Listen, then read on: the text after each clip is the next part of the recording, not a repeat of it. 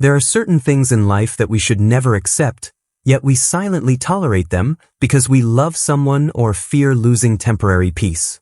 Have you ever felt a warning bell ringing inside you, only to silence it just to keep the peace? If so, you are not alone.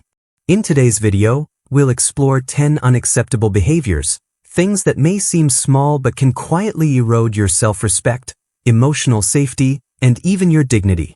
This is not a video to condemn anyone, but rather a wake-up call to help you recognize what deserves to stay and what must be firmly let go. If you've ever sacrificed yourself for others to the point of losing who you are, then you need to watch this video until the end. Don't forget to hit subscribe and turn on the notification bell so you won't miss out on more meaningful and valuable content like this. 1. Emotional manipulation disguised as love, when care becomes a chain. Not everyone who loves you the right way. Some forms of affection are not meant to uplift you, but to control you. A gentle word can carry manipulation. A caring action can mask hidden expectations that quietly suffocate you. And the most dangerous kind of manipulation is the one disguised as love, because not only do you accept it, you even feel guilty for questioning it. Jung once said, "Do not call something love if it requires you to betray yourself." When someone makes you feel guilty for setting boundaries, that's no longer love. It's emotional control. And it doesn't come with yelling. It comes through disappointed glances, calculated silences, and the whispered, "I just want what's best for you," every time you dare to step outside the mold they've created for you. The longer you stay in this environment, the more you lose your sense of self. You begin to believe that having personal desires is selfish. You mistake the need to be heard as weakness, and slowly, you forget what respect feels like. That's when, as Jung said, the shadow within you begins to speak. A voice suppressed for too long doesn't disappear. It transforms into anxiety, depression, or even anger at yourself. Manipulation isn't always loud. It can be gentle, but it is that very gentleness that makes it dangerous. It rewrites your inner map, blurring the line between your real emotions and the ones subtly implanted through control. Each time you convince yourself, "I'm just being too sensitive," you're silencing your own intuition, which Jung considered one of the most vital compasses toward personal wholeness.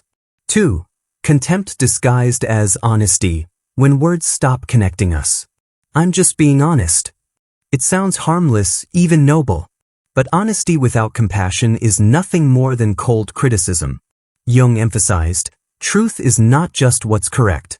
It must also carry the intent to heal. Honesty isn't a license to stab others where it hurts. It should be a bridge, not a weapon. Contempt, repeated under the guise of honesty, doesn't help others grow. It makes them shrink. No one thrives under cruelty. They only learn to minimize themselves, to avoid, and eventually, to silence their inner voice. The frightening part? Contempt doesn't just hurt in the moment, it builds up. It seeps into your self-worth, causing you to question your own value.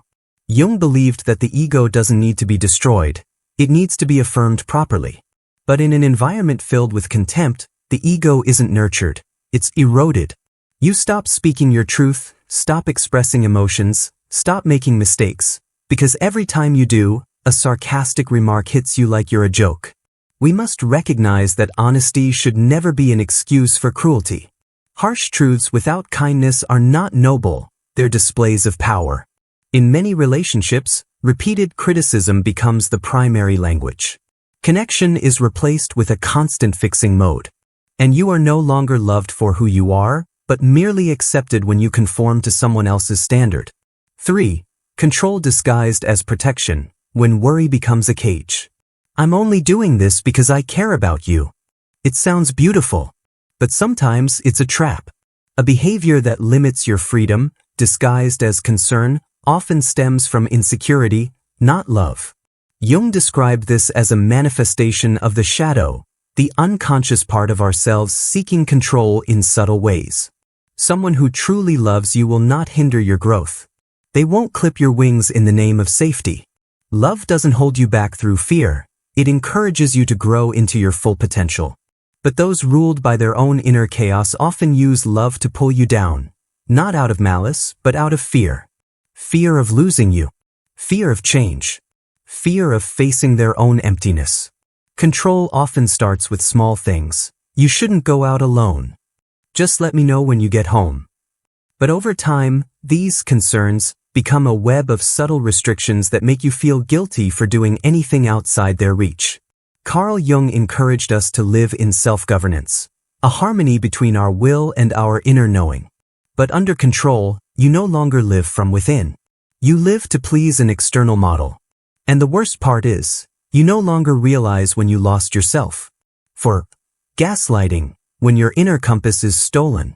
Gaslighting is one of the most dangerous forms of psychological manipulation because it doesn't just distort reality, it makes you doubt yourself. You tell a story, they say, "No, you remembered it wrong." You express your feelings, they say, "You're overreacting."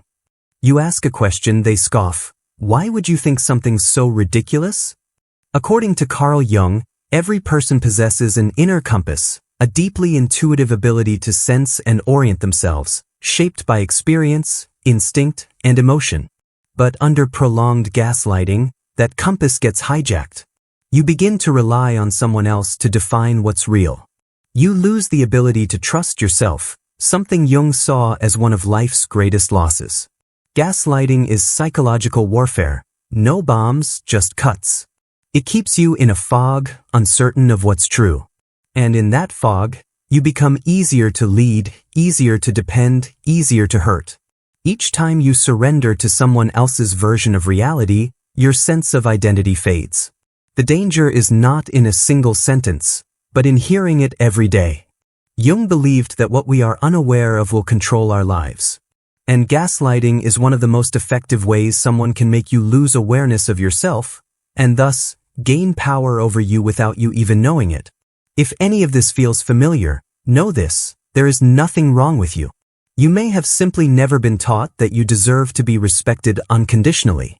In the next part of the video, we'll uncover the remaining behaviors, the ones you must learn to say no to starting today, to restore your inner wholeness and the courage to live in truth with yourself. In the deepest moments of loneliness and uncertainty within a relationship, what wounds us most is not harsh words or loud arguments, but the prolonged silences, the indifferent gestures, the averted gaze when all we need is a look of understanding. It's not just a lack of attention, it's the invisible erosion of connection, the subtle yet persistent crack that causes the heart to slowly retreat into a quiet darkness. Most of us never enter a relationship with the intention of enduring coldness, indifference, or prolonged hurt. But because we love, because we hope, because we believe things can get better, we learn to stay silent, to endure, and to adjust ourselves, until one day, we no longer recognize who we are within the relationship. Jung once wrote that, "The soul cannot bear the absence of truth." And in the realm of emotions, that truth is often not something complex or grand. It's simply a sincere question. Do I feel seen? Am I being loved in the right way? When someone is forced to deny their own emotions just to preserve a relationship, it ceases to be love. It becomes a compromise with loneliness, disguised by fragile hope. In many relationships, the absence of empathy is the first sign of emotional fracture. Empathy is not merely feeling sad when the other person is sad, it's the ability to step into their inner world, not to judge, not to fix, but simply to be present. When empathy disappears, the emotional space between two people becomes unfamiliar. Phrases like, "You're too sensitive," or "What did I do wrong?" may sound harmless, but in reality, they are subtle rejections of the other's inner reality. And when rejected enough times, a person learns to stop sharing. They will smile instead of expressing, agree instead of opposing, withdraw inward instead of moving forward. This is the silent but steep price of lacking empathy in love. Betrayal in a relationship doesn't only come from infidelity or broken promises. It also comes from repeatedly doing things that hurt the other person, despite knowing the pain it causes. When apologies become empty refrains, unaccompanied by any concrete change, they lose their meaning. An apology only matters if it marks the beginning of transformation, not if it's just a temporary soothing balm to delay accountability. Someone might say they love you, But if they keep hurting you in the same way, what they love isn't you. It's the idea of you in their world, where they don't have to change, don't have to grow, and don't have to face themselves. The most painful part of these relationships is when you begin to doubt your own feelings. You ask yourself, am I asking for too much? Am I too sensitive? Am I the problem? These questions don't come from weakness. They arise because you are no longer reflected truthfully in the eyes of the other. The relationship no longer acts as a mirror helping you see yourself more clearly. It becomes a maze in which you lose your emotional direction. Independence, when used as an excuse to avoid connection, can also signal instability. In a healthy relationship, both individuals have their own space yet still lean toward each other, supporting one another when needed. But when someone uses personal freedom as a shield to avoid emotions, avoid conversations, avoid commitment, this isn't independence, it's withdrawal. In this dynamic, one person is always giving, always initiating, always chasing. The other remains an isolated island, a place only visited when convenient. This is an emotional imbalance, where one is slowly drained while the other continues to receive, unaware of the cost being paid. Worse still is when disrespect is disguised as humor, repeated sarcasm, mockery, or ridicule. These jokes may seem lighthearted, but they make you feel small, less valuable. The forced smiles you wear to keep the peace, while your heart aches inside, gradually become habitual. You accept being the butt of jokes as part of the other person's personality. But that's not personality, that's a form of psychological manipulation. Sarcasm can be a way someone expresses resentment without confronting it directly. It leads you to question your own emotions, and worse, you begin adjusting yourself to avoid triggering that sarcasm, even when all you want is to express your pain.